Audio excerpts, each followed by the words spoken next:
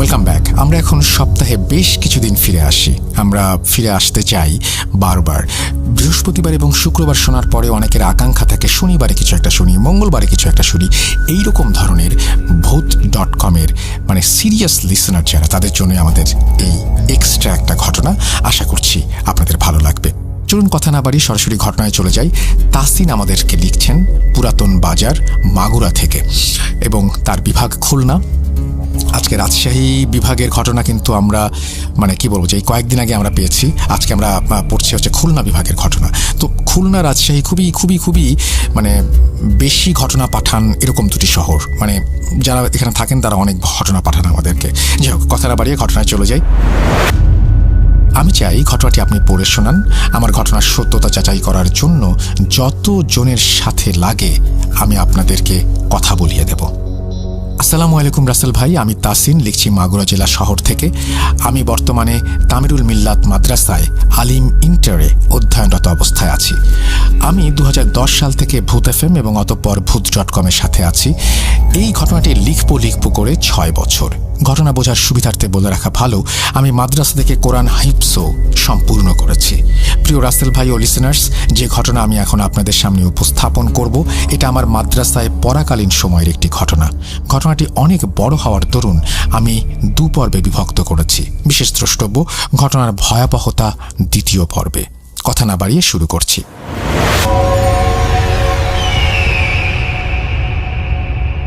ঘটনা 1। সাল 2013 অক্টোবর মাসের 16 তারিখ, কোরবানিদের পরের দিন শুক্রবার সকালে আমাকে সুন্নাতে খাতনা মুসলমানি করানো হয়। প্রিয় লিসেনার্স, আপনারা নিশ্চয়ই ভাবছেন এমন অদ্ভুত কথা আমি কেন বলছি। সামনে চলুন, বুঝতে পারবেন। রাসেল ভাই, আমাকে যখন খাতনা করানো হয় ততদিনে আমি বেশ বড় হয়ে গেছি। আমি মক্তবে পড়া শেষ করে হিফজ বিভাগে চলে গেছি। এত অহেতুক কথা কেন বলছি তার একটু বর্ণনা দেই। দোতলা মাদ্রাসাটি মাগুরা শহরের ভেতর দিয়ে বয়ে চলা নবগঙ্গা নদীর তীরে অবস্থিত, আর মাদ্রাসা মসজিদ পাশাপাশি, আর এটা শহরের প্রাণকেন্দ্র। আর আমাদের হিফজ বিভাগ ছিল মসজিদের 2য় তলায়। কোরবানি ঈদের 1 সপ্তাহ পর ছাত্ররা ছুটি কাটিয়ে মাদ্রাসায় ফিরে আসে। বলে রাখা ভালো, মাদ্রাসা আর আমার বাসা একই জায়গায়। মাদ্রাসা থেকে আমার বাসা আর আমার বাসা থেকে মাদ্রাসা দুটোই দেখা যায়। মাদ্রাসায় ঈদের ছুটি শেষ হবার পর আমাদেরকে মক্তব বিভাগ থেকে আনুষ্ঠানিকতার সাথে হিফজ বিভাগে উঠিয়ে দেওয়া হয়। তাই অগত্যা আমাকে অসুস্থ অবস্থায় মাদ্রাসায় যেতে হয়। হিফজ বিভাগের প্রথম রাতে আমার ঘুমাবার সিট যেখানে পড়েছে তার বরাবর দরজা। আমি ব্যথায় কাতর হয়ে ঘড়ির দিকে তাকিয়ে জেগে আছি, ভাবছি কখন সকাল হবে। রাত যখন ঠিক 2:37 হঠাৎ আমার কানে দরজা খোলার শব্দ ভেসে আসে। আমি দরজার দিকে তাকাতেই দেখি লম্বা একটা ছেলে দরজা খুলে আমার দিকে তাকিয়ে কেমন যেন হতচকিত হয়ে দরজার পাশে থাকা গ্রিলটা ধরল। গ্রিল ধরতে না ধরতেই কোনো বাতাস তাকে লাথি মেরে দিল, আর সে উড়ে গিয়ে ধপাস করে পড়ল। ছেলেটার পড়ে যাওয়ার শব্দে ঘুম ভেঙে গেল হিফজ বিভাগের কিছু বড় ছাত্রের ও হুজুরদের। হুজুর এবং সেই বড় ছাত্ররা দ্রুত এসে ছেলেটাকে ধরে আমার পাশে খালি জায়গায় শুইয়ে দিল। ছাত্ররা তাকে চেপে ধরল, আর হুজুর তার চারপাশে কি যেন পড়ে ফু দিয়ে আঁকিবুকি করে দিল। ঘটনা 2। ওই দিন ফজরের নামাজ পড়ে এসে ছাত্রদের থেকে জানতে পারি ছেলেটার নাম মুতাসিম। তাকে কবিরাজ আসছে দেখতে। অনেকদিন ধরে নাকি মুতাসিমে ভাইয়ের জিনের সমস্যা। ওই দিন সকাল 7টা নাগাদ কবিরাজ এসে ভাইয়ের 2 হাতে 2টা আংটি পরিয়ে দেন। অতঃপর যেখানে ঘুমাবেন তিনি ওইখানে দেয়ালে একটি দোয়ার কাগজ সেঁটে চলে যান। এভাবে বেশ কয়েকদিন ভালোই কাটছিল। 2 দিন পর ফজরের নামাজ শেষে ক্লাসে ফিরছি। হঠাৎ মুতাসিম ভাইয়ের সকলের ওপর আক্রমণ। কিছু বুঝে ওঠার আগেই এক টুকরো বাঁশ মুতাসিম ভাই তুলে ছুঁড়ে মারল আমাদের দিকে। পেছন থেকে বড় কারি সাহেব হুজুর আমাদের সামনে এসে কি একটা দোয়া পড়ে সামনে হাত রাখতেই বাঁশটা হুজুরের হাতে লাগার আগেই পড়ে যায়। সাথে সাথে কিছু বড় ছাত্ররা দ্রুত মুতাসিম ভাইকে থামাতে গেলে তারা ব্যর্থ হয়। অতঃপর কারি সাহেব হুজুর দোয়া পড়ে মুতাসিম ভাইকে ধরা মাত্র সে অজ্ঞান হয়ে যায়। কিছু সময় পর কবিরাজ ও হাফেজ সাহেব হুজুর উপস্থিত হন। কবিরাজ হাফেজ সাহেব হুজুরকে বলেন, মুতাসিমের হাতের আংটিরা কোথায় হুজুর? হুজুর মুখের ইশারায় জানি না বলে সম্বোধন করলে ঠিক তখনই মতাসিম ভাইয়ের ওপর কবিরাজ তার জিনকে হাজির করায়। একটি আংটি মতাসিম ভাই মাদ্রাসার বাইরের সানসেটের ওপরে ফেলে, আরেকটি জিন নিয়ে সমুদ্রের ভেতর আংটিটির ক্ষমতা নষ্ট করে ফেলে। সানসেটের ওপর থেকে আংটি আনা গেলেও সমুদ্রের ভেতর থেকে দ্বিতীয় আংটিটি আনা সম্ভব না। কবিরাজও চলে যায়, মতাসিম ভাইয়ের জন্য নতুন করে আংটি বানিয়ে আনতে হবে। কবিরাজ সরা মাত্র মতাসিম ভাই আবার নড়াচড়া শুরু করে। তখন আমরা বুঝতে পারি কে এসেছে। সে মতাসিম ভাইকে উড়িয়ে নিয়ে যাবে এমন একটা ভাব। হুজুর এবার তার চারপাশে পানি ছিটিয়ে দিয়ে শান্ত করে কথা বলতে শুরু করে।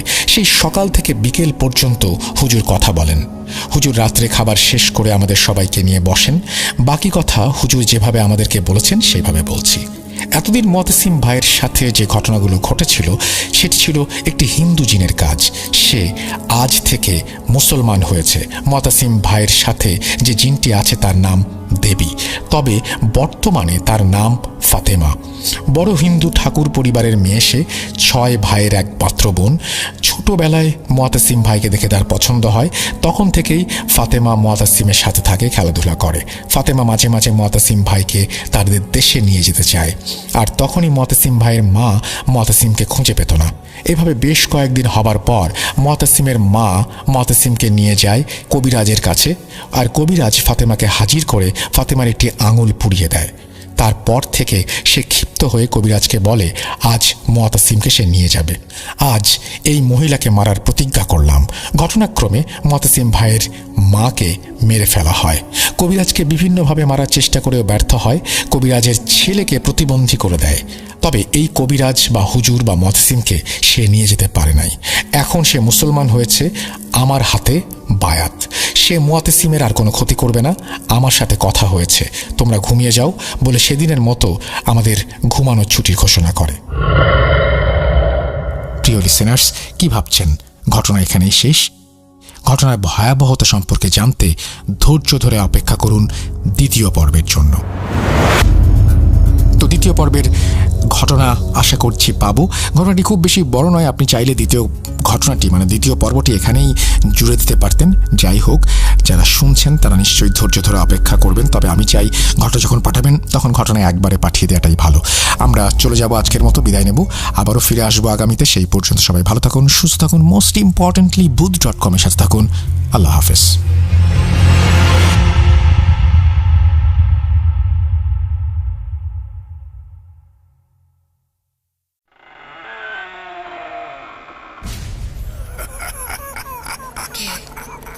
কে তুমি? Booth.com. The fear returns with Russell.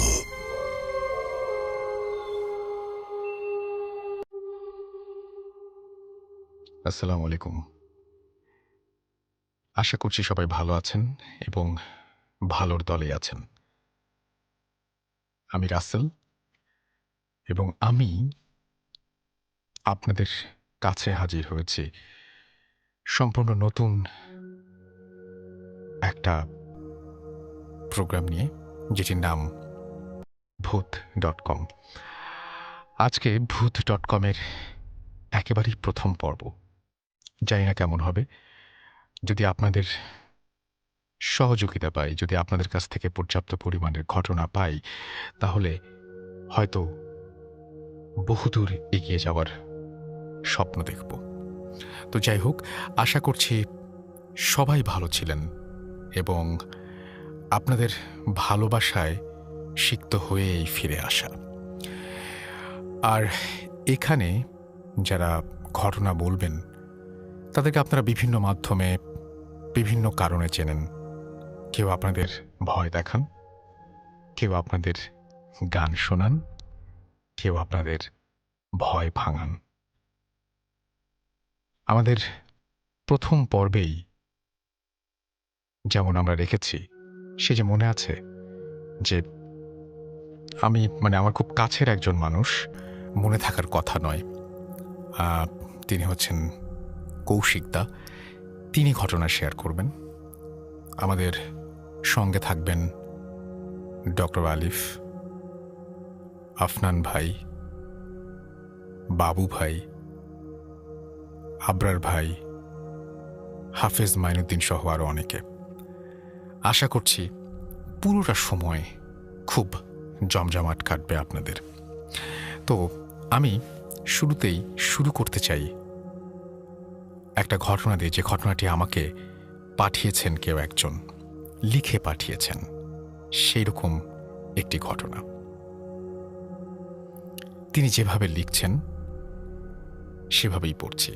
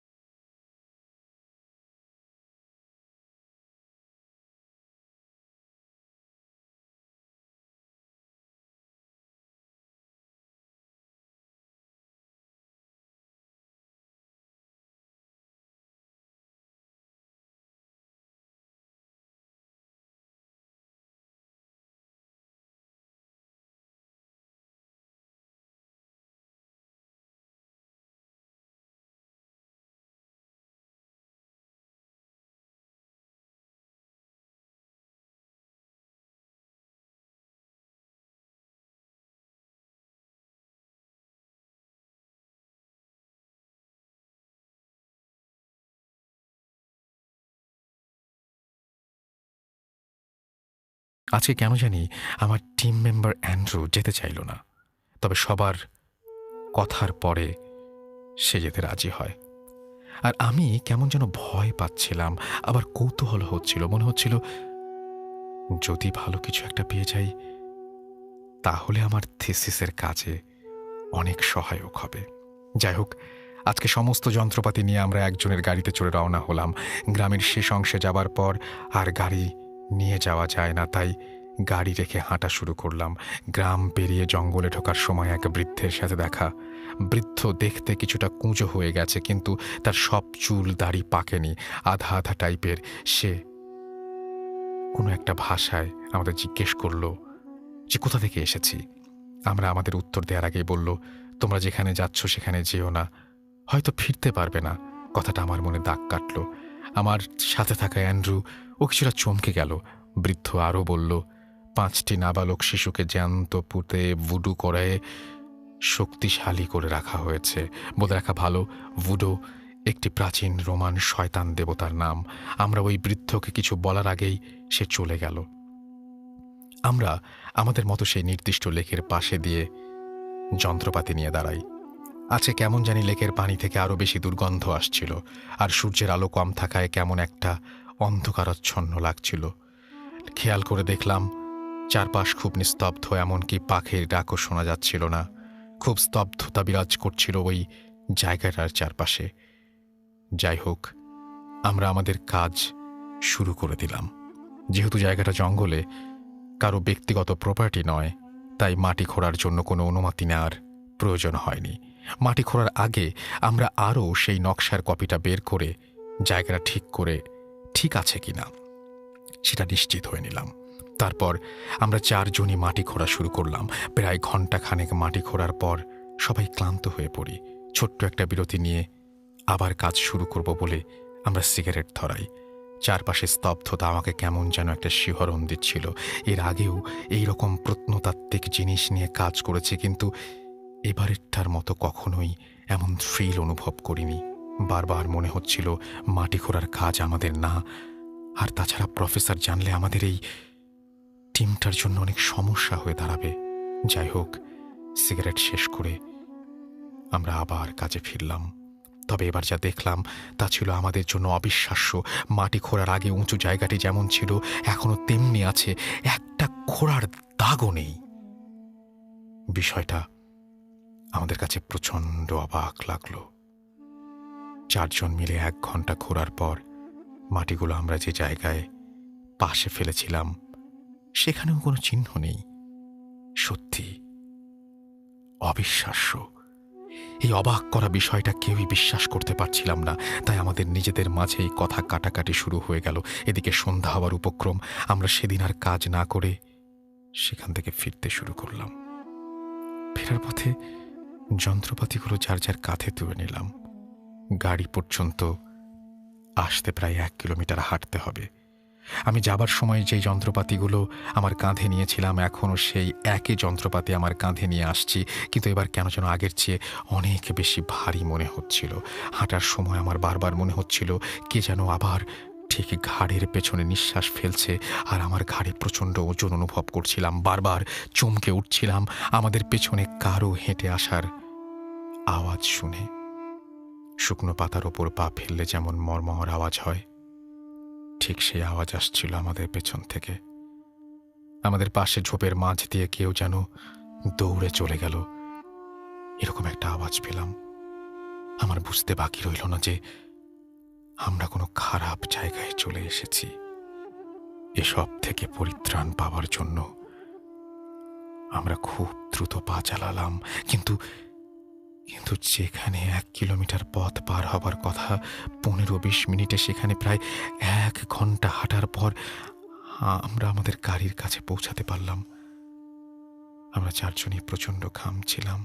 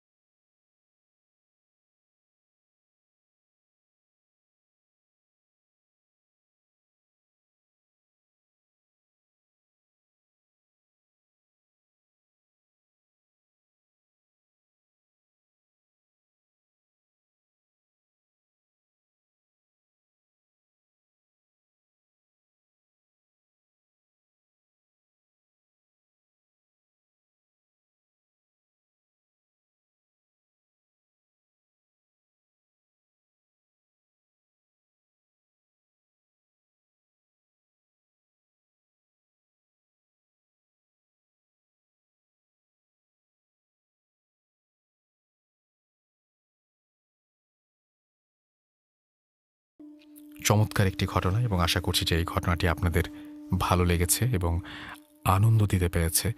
যদি আনন্দ দিতে পারে তাহলে আমরা খুশি হব, এবং আমরা খুব দ্রুত আমাদের ইমেল অ্যাড্রেস সব কিছু আপনাদের জানিয়ে দিব, যেখানে আপনারা ঘটনা পাঠাতে পারবেন।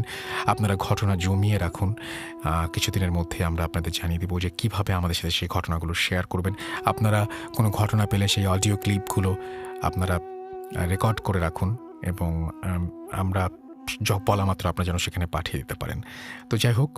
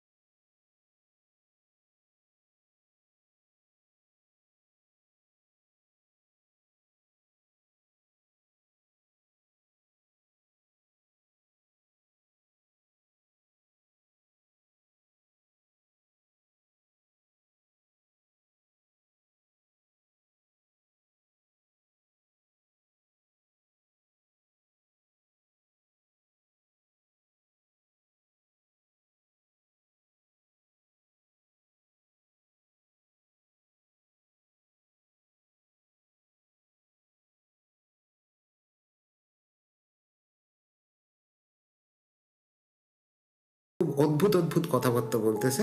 তো তারপরে সব কিছু তো একটু ড্রেস ফ্রেস সব চেঞ্জ টেঞ্জ করার পরে উনি এসে ওই বৈঠকখানার ওই জায়গাটাতে বসে বলে, কই গো, চা কি হইলো, একটু চাটা খাওয়াও, তারপরে সব কিছু দেখবো কি হলো কি না।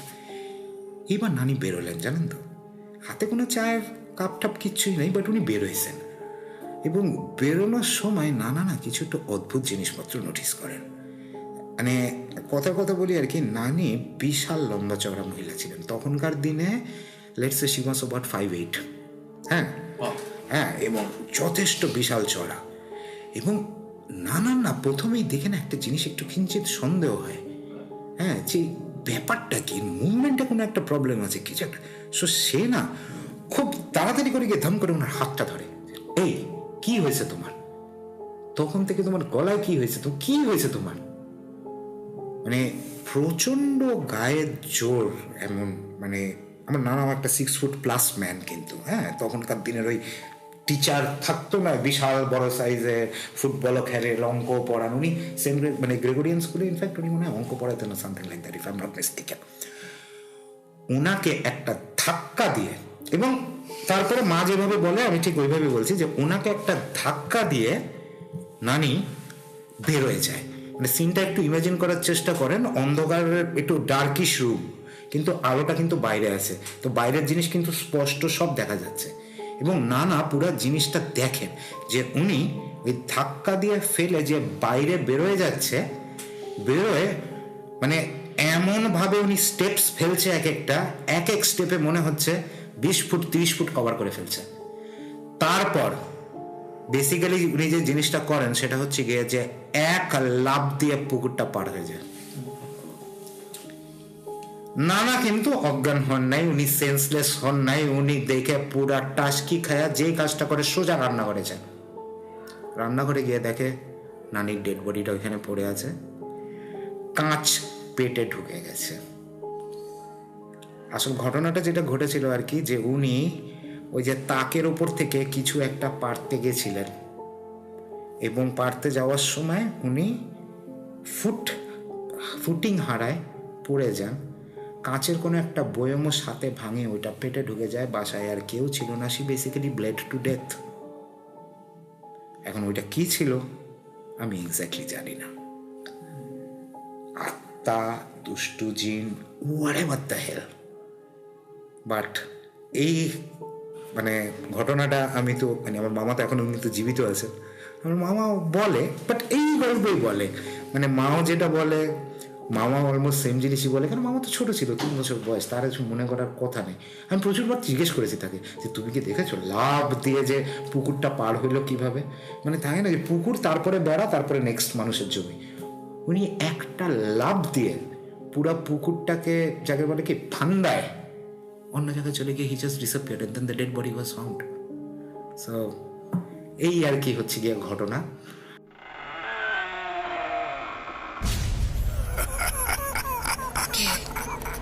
কে তুমি? Bhoot.com. The fear returns with Russell.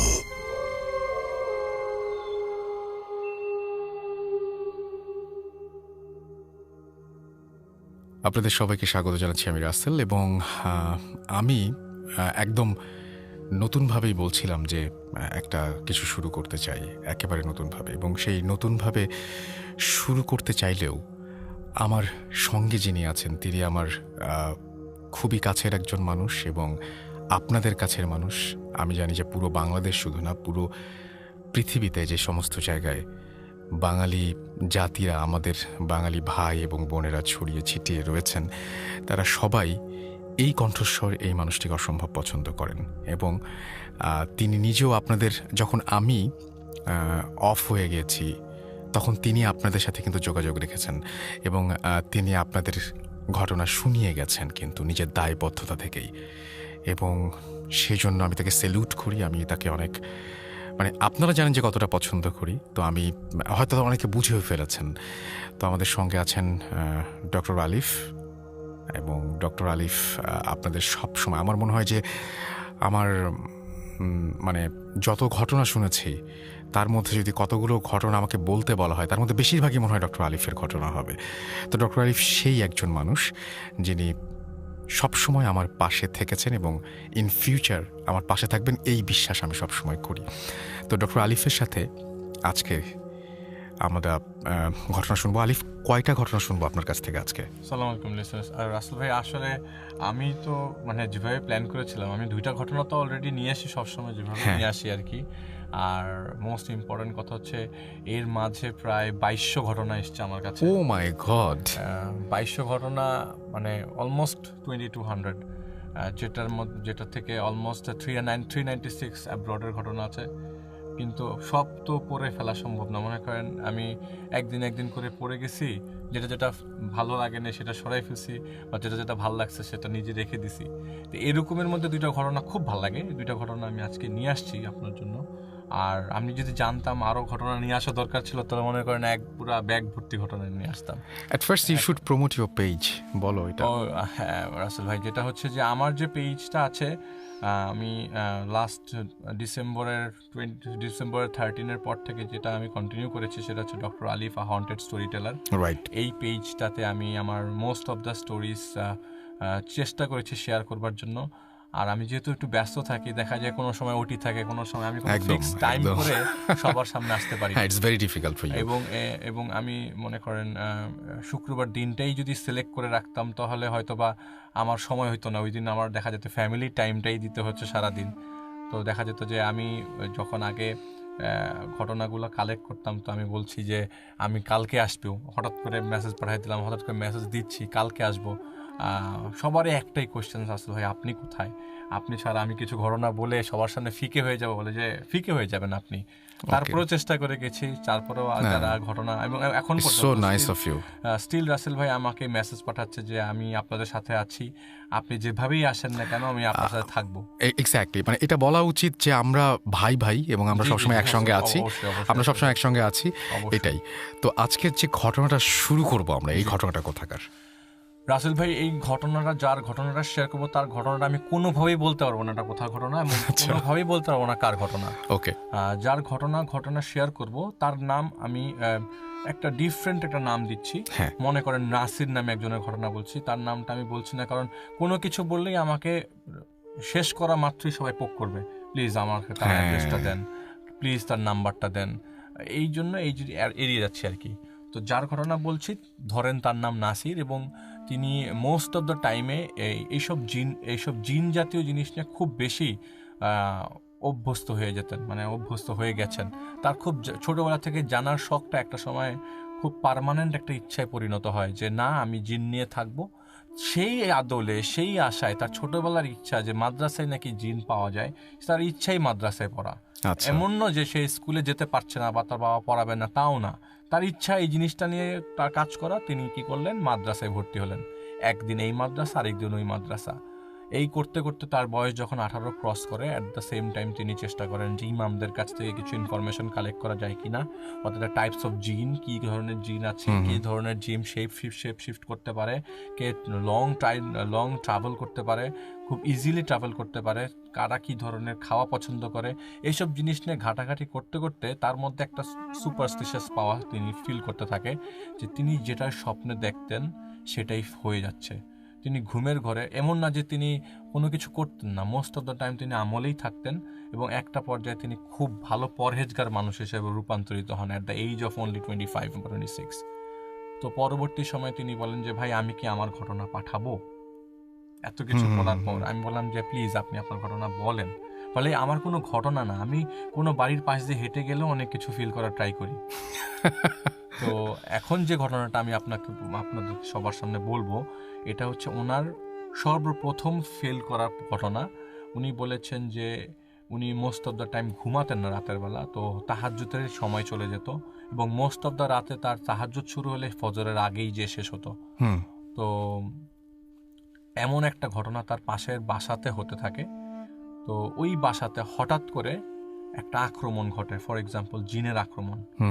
জিনের আক্রমণটা এরকম যে বাড়ির লোকজনরা সর্বপ্রথম তাদের বাড়ির যে ছোট মেয়ে তাকে তারা ফিলটা এরকমভাবে করে যে ওই মেয়েটা সর্বপ্রথম একটু ডিফারেন্ট টাইপের অ্যাটিটিউড শুরু করে, একটা পর্যায়ে জিন যে ওনার উপর, মেয়েটার উপরে পজেসড হয়ে গেছে সেটা তারা সবাই ফিল করতে থাকে।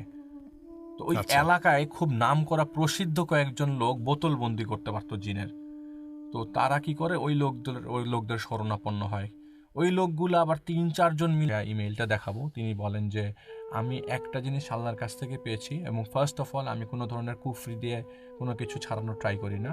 আমি আল্লাহর কাছ থেকে একটা জিনিস পেয়েছি, সেটা হচ্ছে তিনি আমাকে একটা পাওয়ার দিয়েছেন যেটাতে আমি বুঝতে পারি আমার পাশ দিয়ে কী হবে। আরেকটা তিনি পাওয়ার দিয়েছেন, আমি স্বপ্নে যেটা দেখি সেটা পরবর্তী দিনই পেয়ে যাই। আল্লাহ, বলো কি!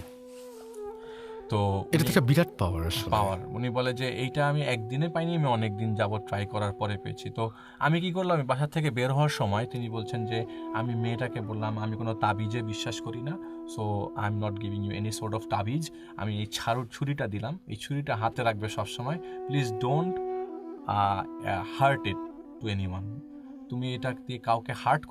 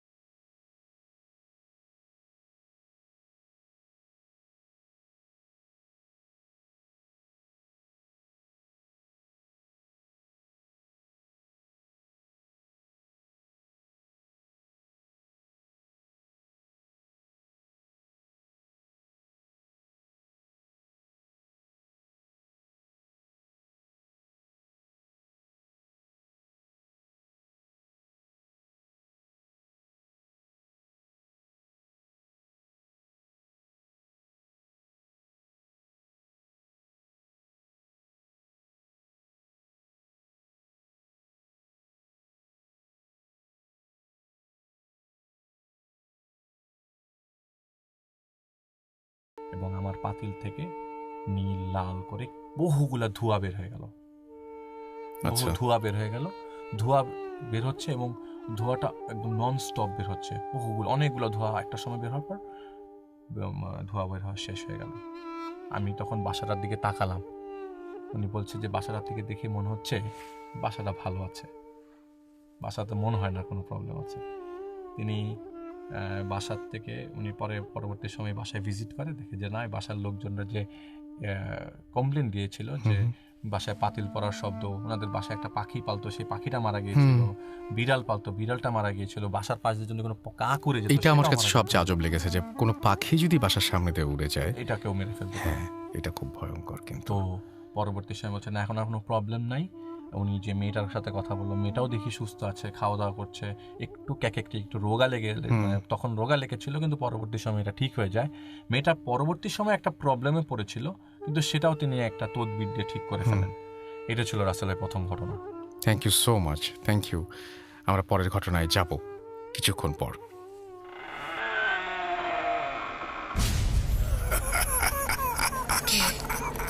কে তুমি? Bhoot.com. The fear returns with Russell.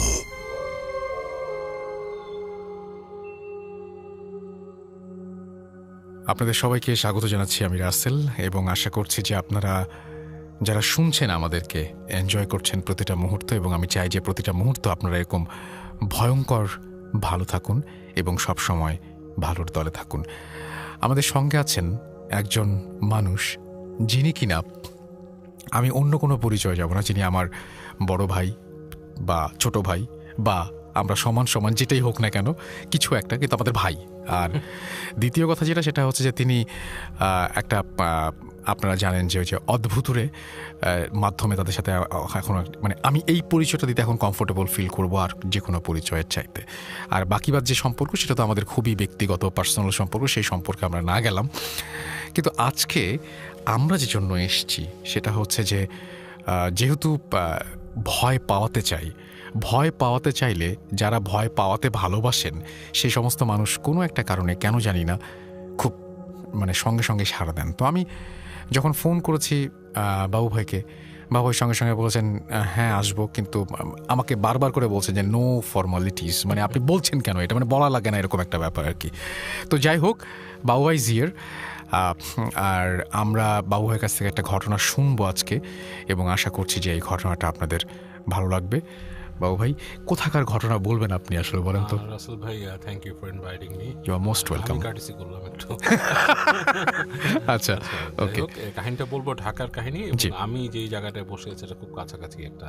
ওকে, আপনি যে জায়গায় বসে আছেন এই জায়গাটা আপনি মোটেও পছন্দ করেন না আমি জানি, এবং এখানকারই কাছাকাছি একটা এলাকার কাহিনী আর কি। এটা আপনি আরো পছন্দ করেন। আচ্ছা, এবং এইখানে অ্যাকচুয়ালি আমাদের একটা খুব পরিচিত, আপনারও পরিচিত মানুষ, আমি মানে হয়তো আপনার পরিচিত, যাই হোক নাম বলবো না, নামটা আমি এবার চেঞ্জ করে দিলাম আশফাক। আশফাক ভাইয়ের কাহিনী বলি। হ্যাঁ, আচ্ছা, যাই হোক, আশফাক ভাই ওনারা একটা অ্যাপার্টমেন্ট কেনেন এই এলাকাতেই আর কি, কাছাকাছি। তো অ্যাপার্টমেন্টটা অ্যাকচুয়ালি এটা একটা যে কোনো নাম করা বিল্ডার্সের তৈরি করা বাড়ি, এবং ওই বাড়িটা যখন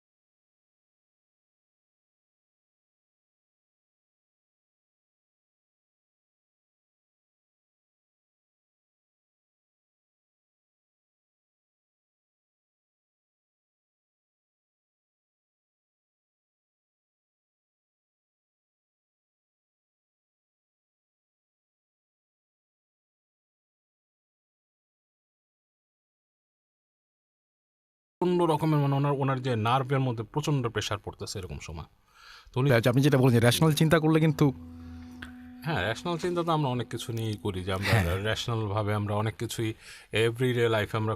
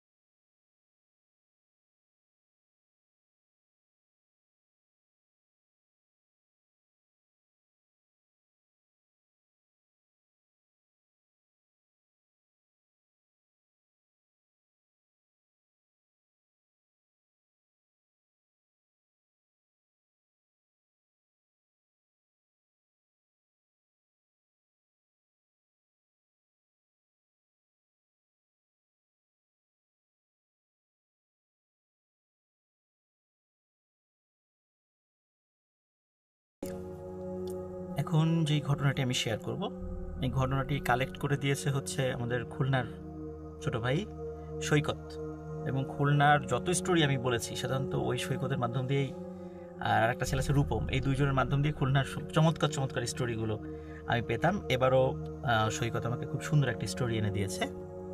তো যিনি বলেছেন, তো উনি সঙ্গত কারণ ওনার নামটা বলতে নিষেধ করেছেন, এমনি আদার্স সব কিছু বলতে বলেছেন, কারণ যার সাথে যেই ইসের সাথে ঘটনা তার আত্মীয় হয়তো উনি, এই জন্য উনি সঙ্গত করে নামটা বলতে নিষেধ করেছেন।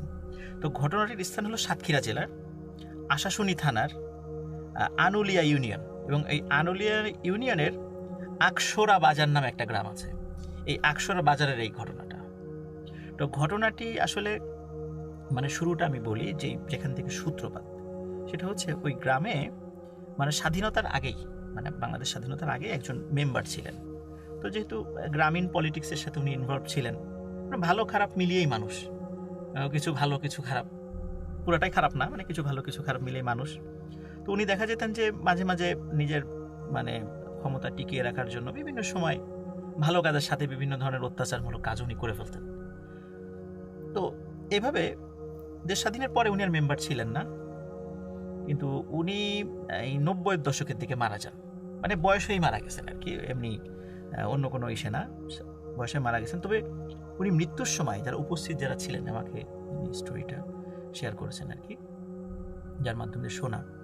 তো প্রচণ্ড কষ্ট পেয়েছিলেন মৃত্যুর সময়, মানে মৃত্যু যন্ত্রণা যে কি আমাকে বলেছেন আর কি, কারণ আমাকে ওই সৈকত যখন এটা ঘটনাটি আমাকে শুনিয়েছে, ও রেকর্ড করে পাঠিয়েছিল, আমি নিজে ভয়েস ক্লিপটা আমি শুনেছি আর কি।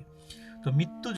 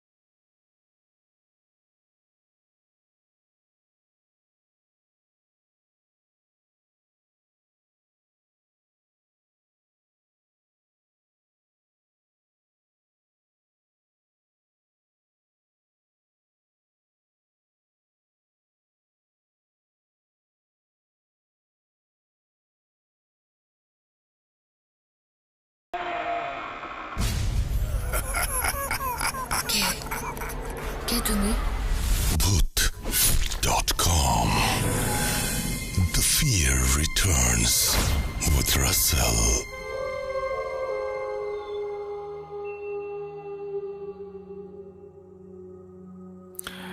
Right, you are listening to ভূত.com। আমি রাসেল আছি সাথে, এবং আপনারা শুনছেন আমাকে। এই মুহূর্তে আমি যেটা করব সেটা হচ্ছে যে সরাসরি চলে যাব আরও একটি ঘটনায়। কিন্তু এই ঘটনাটি কার? হ্যাঁ, এই ঘটনাটি আমাদের অনেক পুরনো একজন বন্ধু, আমাদের অনেক পুরনো একজন সহযাত্রী আবরার ভাইয়ের, এবং আবরার ভাই এই ঘটনাটি আমাদের রেকর্ড করে পাঠিয়েছেন। অডিও ক্লিপ তো থাকতেই হবে, তাই না? সো রেকর্ড করে পাঠিয়েছেন। কোয়ালিটি কেমন হবে আই ডোন্ট নো, কারণ তাকে স্টুডিওতে আনা সম্ভব না, কারণ he lives in US. So ওখান থেকে তো মানে আমাদের ভূত.com-এর এরকম কোনো সামর্থ্য নেই যে তাকে উড়িয়ে নিয়ে এসে এখানে ঘটনা শোনাবো আপনাদেরকে। সো তিনি ঘটনা খুবই সঙ্গত কারণেই রেকর্ড করে পাঠিয়েছেন। তার সেই অডিও ক্লিপটি আমরা প্লে করছি। এনজয়।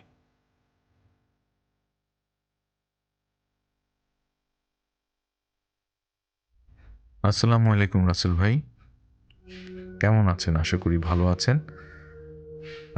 আমি আবরার খান, নিউ ইয়র্ক থেকে। আজকে যে ঘটনাটা আমি শেয়ার করব সেই ঘটনাটা আমার খুব কাছের এক বন্ধু ফয়সালের সাথে ঘটে যাওয়া। ফয়সালও নিউ ইয়র্কের বাসিন্দা, জামাইকা 179 স্ট্রিট হিল সাইডে। তার চাকরির সুবাদে সে কাজ করে ম্যানহাটন সিটি বলে পরিচিত নিউ ইয়র্কে। সো ম্যানহাটনের ম্যাডিসন স্কোয়ার গার্ডেন অনেকেই হয়তো নাম শুনেছেন। তার আশেপাশেই সে কোনো একটা প্রতিষ্ঠানে চাকরি করছে। তার চাকরির সময়টা দেখা যায় যে বিকাল থেকে শুরু হয় এবং রাত্রে 11টা সাড়ে 11টা পর্যন্ত তার ডিউটিতে থাকতে হয়। তো প্রায় দিনই বাসায় ফিরে সে অনেক রাত্রেবেলা, দেখা যায় যে 12টা সাড়ে 12টার দিকে হয়তো বা ট্রেনে উঠছে, রাত 1টা-1:30টার দিকে ফিরছে। তো যেদিন ঘটনাটা ঘটেছিল সেদিন আসলে বেশ বরফ পড়েছিল। আপনারা জানেন অনেকেই যে নিউ ইয়র্কে শীতের সময় মাঝে মাঝেই বরফ পড়ে থাকে, এবং যতই বরফ পড়ুক আমাদের আসলে এই বরফের ভিতরেও কাজে যেতে হয় বা কাজ থেকে ফিরতে হয়। কাজকে কোনোভাবেই আমরা মানে ছেড়ে থাকতে পারি না আর কি। তো নিজের জীবিকার তাগিদেই সেদিন অনেক বরফ পড়ার কারণেই ফয়সাল তার কাজে যোগ দেয় এবং কাজ শেষ করে রাত্রে 11:30টার জায়গায় সেদিন একটু দেরি হয়ে যায়, রাত 1টার দিকে রওনা করে। তো রাত 1টার দিকে যখন রওনা করে, আনুমানিক রাত 1:30টার দিকে সে পেন স্টেশন নামে পাশের যে ট্রেন স্টেশনটা সাবওয়েতে, সেই সাবওয়েতে অপেক্ষা করছিল। এবং রাত্রেবেলা যেটা হয় নিউ ইয়র্কে, যারা নিউ ইয়র্কবাসী বা যারা দীর্ঘদিন আমেরিকায় আছেন বা যারা ঘুরতে এসেছেন, অনেকেই হয়তো বা জানেন যে রাত্রেবেলা সাবওয়েতে ট্রেনগুলো যদি দেখা যায় অন্যান্য সময় দিনের বেলা 5 মিনিট 6 মিনিট পর পর আসে, কিন্তু রাত্রেবেলা আসে দেখা যায় আধা ঘন্টা, অনেক সময় 1 ঘন্টা পর্যন্ত দেরি করে। রাত 1:30টার থেকে সে অনেকক্ষণ অপেক্ষা করছিল, প্রায় রাত 2টার পরে একটা ট্রেন আসে আর কি।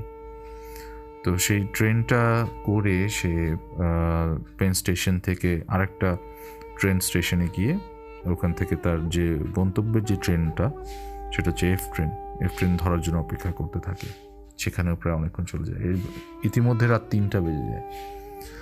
তো প্ল্যাটফর্মে অনেক ফাঁকা ফাঁকা জায়গার ভিতরে বেশ মানুষজন দূরে দূরে ছিল।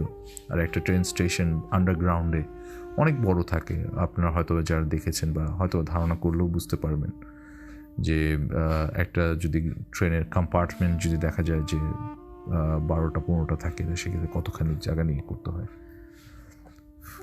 ও যেখানে ছিল সেখানে আসলে আশেপাশে কোনো মানুষ ছিল না, হয়তো দূরে অনেকে কেউ ছিল। তো হঠাৎ করে প্রকট দুর্গন্ধ তার নাকে আসতে থাকে। দুর্গন্ধ বেসিক্যালি দেখা যায় যে উন্নত বিশ্বে এরকম ট্রেন স্টেশন এটা আসলে সেরকম অস্বাভাবিক একটা বিষয়। তো দেখতে পেল যে সিঁড়িটা আর কি প্ল্যাটফর্মে নেমে এসছে, মানে মেইন উপর থেকে যে সিঁড়িটা দিয়ে সবাই নেমে আসে প্ল্যাটফর্মে, সেই সিঁড়ি দিয়ে একটা মানুষ নেমে আসছে, খুব উস্কো খুস্কো, মানে যাদেরকে বলা যায় আর কি হোমলেস। তো ওই হোমলেস লোকটা আস্তে ধীরে নেমে আসছে, এবং আস্তে আস্তে যে ওই লোকটা যখনই কাছে আসতে থাকে ফয়সাল ফিল করলো যে ওই যে দুর্গন্ধটা আরও বিকট হতে থাকলো। কাছাকাছি আর যখন আসলো দেখলো উস্কো উস্কো একটা খুব জিরাজর্ণ একটা মানুষ। তো সেই লোকটা যখন কাছে আসে, হাতে তার একটা ক্যান, ওই যেগুলো এমটি ক্যান, বিয়ারের ক্যান হতে পারে বা কোনো ড্রিঙ্কসের ক্যান হতে পারে, তো ওই ক্যানটায় সে ওই কয়েন নাড়াচ্ছে আর শব্দ করছে, বলছে, এটা খুব ভারী গলায় ফয়সালকে বললো, sir can you get me $1? Would love to buy some beer. এটা বলার পরপরই ফয়সাল আসলে খুব অস্বস্তি ফিল করা শুরু করছিল, যেহেতু দুর্গন্ধ, এবং একটা সে পকেট থেকে $1 নোট বের করে সেই ক্যানটাতে দিয়ে দেয়, এবং দেওয়ার সাথে সাথেই লোকটা আস্তে আস্তে আস্তে হেঁটে আরেকদিকে চলে যায়। ইতিমধ্যে ট্রেন চলে আসে, তার গন্তব্যের F ট্রেন চলে আসার পরে সে কম্পার্টমেন্টে উঠে যায়, ডোর ক্লোজ হয়ে যায়। ডোর ক্লোজ হয়ে যাওয়ার পর ঘুরে দাঁড়াতে সে দেখলো যে প্ল্যাটফর্মে সেই উস্কো খুস্কো লোকটা তার দিকে তাকিয়ে খুব অস্বাভাবিক একটা মানে দৃষ্টি তার দিকে দিয়ে রেখেছে, এবং কেমন জানি একটা অদ্ভুত একটা হাসি দিচ্ছে। যাই হোক, তো ওখান থেকে ট্রেনে করে যেতে প্রায় 1 ঘন্টা সময় লাগে তার গন্তব্যে, তার বাড়ি যেখানে, সেটা হচ্ছে 179 জামাইকাতে, ওই স্টেশনের নামতে। তো যেতে যেতে এক সময় সে দেখতে পেল যে মানে সে খুব টায়ার্ড ছিল, সো অনেকটা এত টায়ার্ডনেসের ভিতরে যখন ঘুম ভেঙে গেল তখন দেখলো প্রায় তার গন্তব্যের কাছাকাছি চলে এসছে। তো যখন আসলো ট্রেন থেকে নেমে গেল, নেমে হাঁটা শুরু করলো, ট্রেন স্টেশন থেকে বের হয়ে আসলো। এখানে বলে রাখা ভালো, ফয়সালের বাসা 179, যে জামাইকা 179, ওখান থেকে হিল সাইড থেকে আরও বেশ কিছু দূর, প্রায় 10-15 মিনিট হাঁটতে হয়। তো সেখান থেকে সে হাঁটা শুরু করলো। রাত বাজে তখন প্রায় প্রায় কাছাকাছি 3:30, 4:30 এরকম একটা সময়ের দিকে। হাঁটতে হাঁটতে আগাচ্ছে। আর রাস্তায় আসলে তখন তেমন একটা লোকজনও ছিল না, খুব মানে চুপচাপ, যেহেতু সে প্রতিদিনই আসে, তো এই এনভায়রনমেন্টেই সবসময় চলাফেরা করে বা হেঁটে অভ্যস্ত।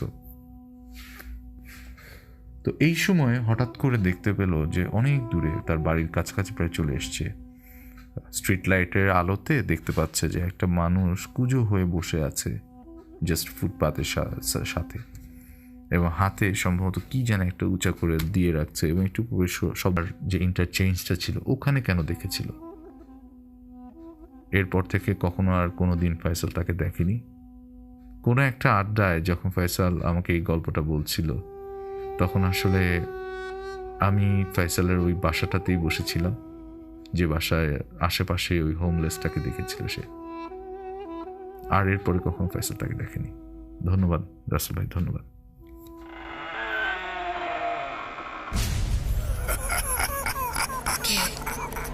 কে তুমি?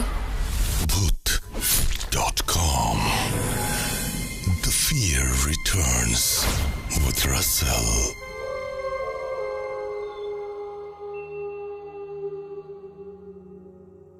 আরও একবার আপনাদের সবাইকে স্বাগত জানাচ্ছি, আমি রাসেল, এবং এই সাথে সাথে কিন্তু শেষ হয়ে গেল আমাদের আজকের Bhoot.com-এর ফার্স্ট এপিসোড। আশা করছি যে যারা এতক্ষণ পর্যন্ত আমাদের সঙ্গে ছিলেন, কোনো না কোনোভাবে একটু হলেও আপনাদের